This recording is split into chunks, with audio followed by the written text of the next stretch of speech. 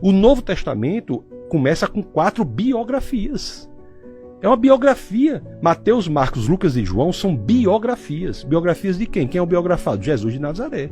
E é interessante que a primeira frase do primeiro evangelho do Novo Testamento diz, olha, esta aqui é a genealogia de Jesus. Aí diz, filho de Davi, filho de Abraão. Por que que diz isso? É uma correlação imediata de uma biografia ao Antigo Testamento. Está dizendo assim, olha, este biografado aqui é aquele em quem a promessa feita a Abraão é cumprida, porque lá em Gênesis você tem uma promessa a Abraão que diz assim, que por meio de um dos seus descendentes todos os povos da terra serão abençoados.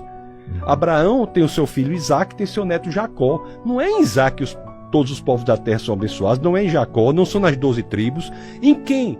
Neste biografado Jesus de Nazaré, que é biografado por Mateus. Aí diz filho de Davi. Filho de Davi por quê? Porque lá no livro de Reis tem dizendo que um filho de Davi construirá um templo, e todos pensam que é Salomão, porque Salomão de fato construiu o templo, tanto que é templo de Salomão, né? Construiu o templo com o material reunido pelo seu pai Davi. Isso é um exemplo de humildade muito impressionante de Davi. Ele reuniu o material para seu filho construir o templo. Mas acontece que lá em Reis diz assim, construirá um templo cujo trono durará para sempre. O templo que Salomão construiu não teve um trono que durou para sempre, foi destruído no ano 70 depois de Cristo pela segunda vez.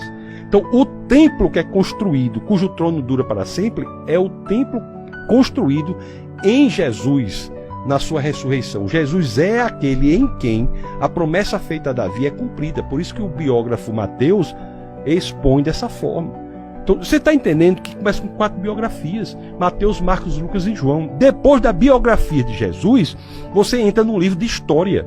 É um livro de história de alto poder acadêmico. É impossível você compreender a Ásia Menor fora do livro de Atos. O livro de Atos é escrito por um médico, Lucas. Lucas escreveu o Evangelho, escreveu Atos. Os evangelhos são Mateus, Marcos, Lucas e João. Lucas escreveu o Evangelho, e você termina o Evangelho de Lucas, já entra em Atos. Atos é um livro escrito por Lucas, que é um livro de história. Atos tem 84 fatos que são provados pela história e arqueologia. Lucas é um médico, cientista, pesquisador.